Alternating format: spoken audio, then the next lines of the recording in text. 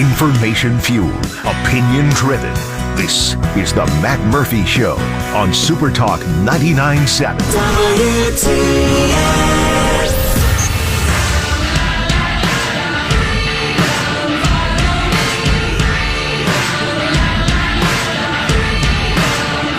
Well, here we are, hour number 3. I knew it'd get here before we knew it. It is 2:08 and a good afternoon. Happy Wednesday to you.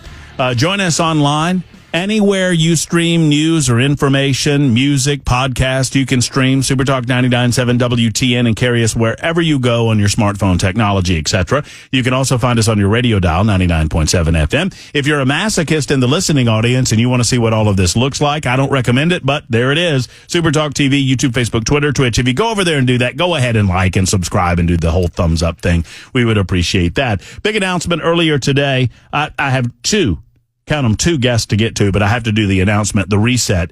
An announcement earlier today. In the aftermath, Brian Wilson made the announcement that he was retiring after 50 years in broadcasting. Various television stations, obviously Fox News, as well as WMAL in Washington, D.C., and then, of course, Supertalk 99.7 WTN for the better part of almost 7 years now in Nashville. Brian's retiring, and much question about who would be taking over that slot. Well, it's me.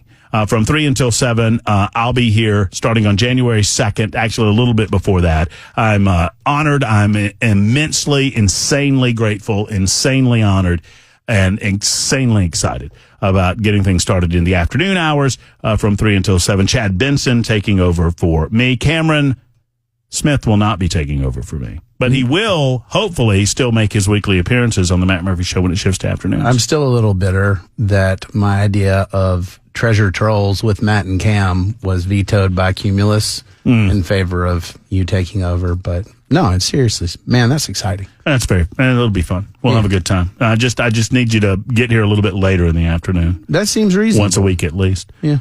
So I've got a lot to talk to you about, and I want to talk to our next guest, and I want to do that together, if you are willing. I like that. His name is Congressman John Rose. He joins us on the Matt Murphy hotline to discuss activities happening in Washington, D.C., not the least of which happening over at the Supreme Court. Congressman Rose, a good afternoon to you, sir. How are you? Good afternoon, Matt. Thanks for having me on, and congratulations. Well, thank you, brother. I appreciate that. It's going to be a lot of fun in the afternoon hours. We'll have a good time. Hopefully, you'll still come and see me. Absolutely. I always enjoy that. So whenever I'm in town, I'll try to drop in. Yeah, come on over. We'd love to have you. Well, Congressman, we just had a chance to talk to the Attorney General from the state of Alabama, Steve Marshall, who was in the Supreme Court watching the proceedings today. Tomorrow, we'll have a chance to talk to A.G. Skermetti. He's going to join us right around this time at about 2:05 tomorrow afternoon. I'm curious what you think about the activities happening at the Supreme Court today. Well, I mean, certainly an exciting day, a momentous day for the country, for Tennessee in particular, and certainly for the legislators in our General Assembly who did the right thing and I think put in place a law to protect Tennessee's children against this scurrilous activity that's going on across the country. And so, gratifying to see this make its way to the Supreme Court fairly quickly as those things go. And, I felt like the arguments before the court were well presented by the Tennessee Attorney General and our Solicitor General. And I feel comfortable or at least confident that the Supreme Court's going to get this one right. And for the sake of our children, we should hope they get it right. Well, I mean, obviously, for those of us who have been following the case for some time since the laws were passed in the state, and even before that, the exposure of Vanderbilt Medical Center and some of the procedures they were engaged in, unbeknownst to most of Tennessee, we kind of understand the parameters of what's going on. But the big question is it your understanding? I mean, the big question is, does the federal government have anything to say about this at all? Does anything within the Constitution supersede laws duly passed by the General Assembly of the state of Tennessee? Am I getting this about right, Congressman? I think that's right. I mean, the argument the other side is making, I guess they're making a couple of different arguments, one more far-reaching, but the essential argument is that somehow this is treating the genders differently and that's somehow protected by the Constitution. But that kind of ignores the underlying reality of what's happening here. The genders are different, and so in this regard, it seems to be a misplaced argument to kind of present it that way. And I think the Solicitor General did a great job of making that point and making those arguments. And I think hopefully will sway some of the justices that the Supreme Court should stay out of this, or if you will, allow the Tennessee law to stand, and the other states now in the 20s that have enacted similar legislation protect their efforts through their duly elected legislators to protect the children of their states. So, Congressman Cameron Smith here, how does this connect with other measures by the states, by folks in Washington to protect children? And what I mean by that is you've got the issue here with these hormonal changes, some of the physical changes to children.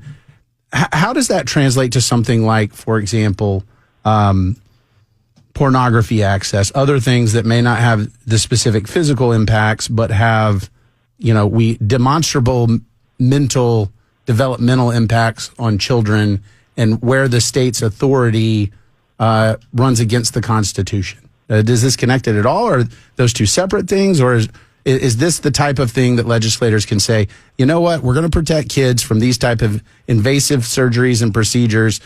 We think we can protect kids in other areas as well.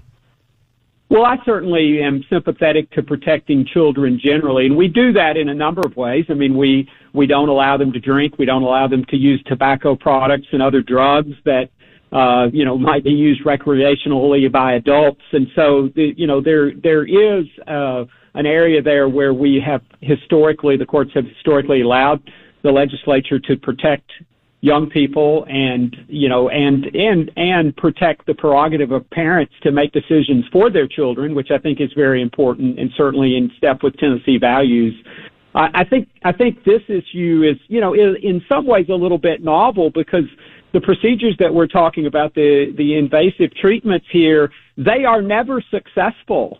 We are allowing the medical professionals here who interfere with the development of these children to really maim these kids based on either decisions that they've made, which they may later reconsider, and most kids will based on all the evidence, or we're allowing adults to influence them and cause them to make decisions that will destroy their lives. And, there's the old, ploy of saying how many successful gender reassignment surgeries, or what percentage of gender reassignment surgeries are successful, and the answer is 0%. And so this should be a common sense decision for the court. I think that they need to be careful not to get too wrapped up in legal precedent, and just this is where you kind of put your common sense hat on. I think the typical Tennessean on the street understands why this law is necessary and would stand behind it, and the court has got to find a way to get to that answer.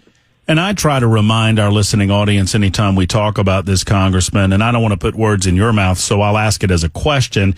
For you, is this a matter of age of consent? In other words, beyond 18, that becomes an issue between a grown person and their medical professional, and the state should have no say in that matter. Is that the case? I am not necessarily prepared to go that far, because I think that you're dealing with some level of quackery here. Again, these surgeries are not successful, and so particularly I think it raises the question of, even if it's an adult, are they being led astray by some medical professional that's pursuing an ideological agenda? And so, that may be something that we can settle in the tort system in the courts. If a medical professional leads an adult down the wrong path and they do something to themselves that's irreversible, maybe the answer for that, or the solution, or the remedy, if you will, is for them to own a hospital or own a doctor's house or something that leads them down the wrong path.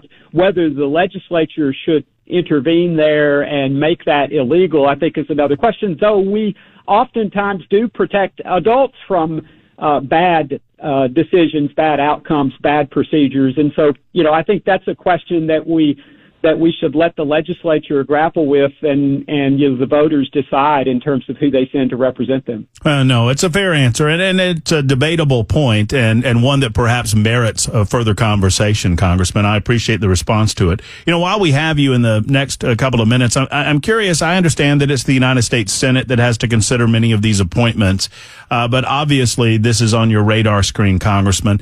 Pete Hegseth, we appreciate the fact that we call him a Tennessean. I mean, he is living in Goodlettsville, I believe, or just outside of Goodlettsville. He's been nominated as Secretary of Defense. I characterized what's happening to him, and I don't pretend to know the intimate details of what went out in California or what went down while he was an employee with Fox News. But I know the anatomy of a smear pretty well, doing what I do for the length of time that I've done it.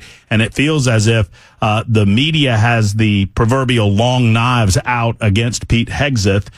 Do you feel like he's being treated necessarily fairly? Do you have a thought on how this process is going? Because it doesn't seem like any of these nominees presented by Donald Trump are getting a fair shake in the mainstream media, and certainly on the Democrat side of the aisle. Sure. Well, Pete Hegseth is a great Tennessean, a great resident and constituent of the 6th District, and so proud to have him as one of the people that I represent in Congress.